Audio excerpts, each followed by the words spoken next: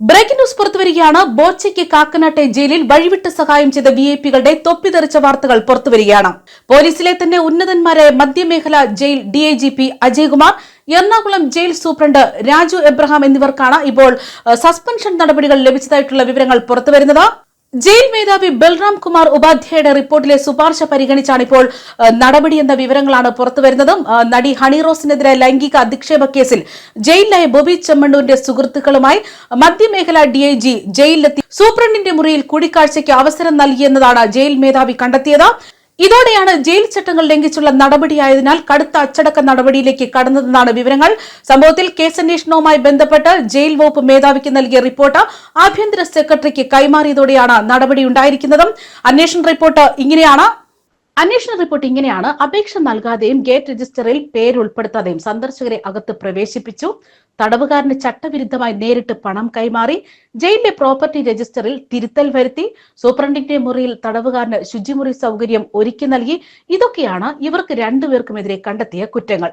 DIG എത്തിയത് ബോബി ചെമ്മണ്ണൂരിന്റെ കാറിലാണെന്നും കണ്ടെത്തിയിരുന്നു.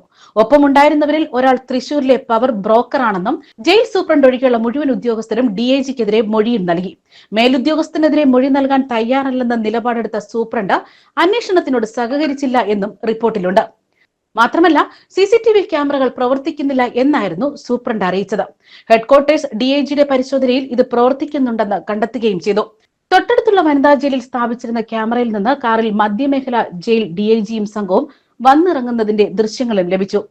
ഹണിറോസ് നൽകിയ ലൈംഗിക അധിക്ഷേപ പരാതിയിൽ റിമാൻഡിലായ വ്യവസായി ബോബി ചെമ്മണ്ണൂരിന് കാക്കനാട് ജയിൽ സഹായം നൽകിയ ജയിൽ ഡിഐജിപി അജയ്കുമാർ വഴിവിട്ട നീക്കം നടത്തിയെന്നാണ് സ്പെഷ്യൽ ബ്രാഞ്ചും റിപ്പോർട്ട് നൽകിയത്.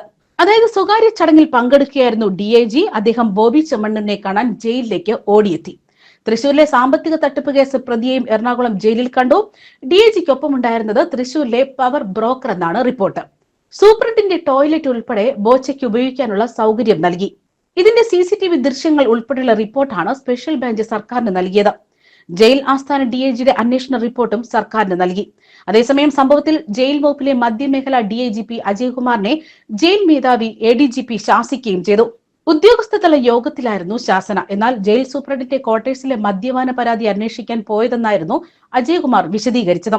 സ്വകാര്യ വാഹനത്തിൽ സ്ത്രീകൾക്കൊപ്പമാണോ കേസ് അന്വേഷണത്തിന് പോയതെന്നായിരുന്നു എഡിജിപിയുടെ മറുചോദ്യം. ബന്ധുക്കൾക്കൊപ്പം യാത്ര ചെയ്തപ്പോൾ ഒപ്പമുണ്ടായിരുന്നവർ ടോയ്ലറ്റ് ഉപയോഗിക്കാൻ കയറിയെന്നായിരുന്നു ഡിഐജിയുടെ മറുപടി.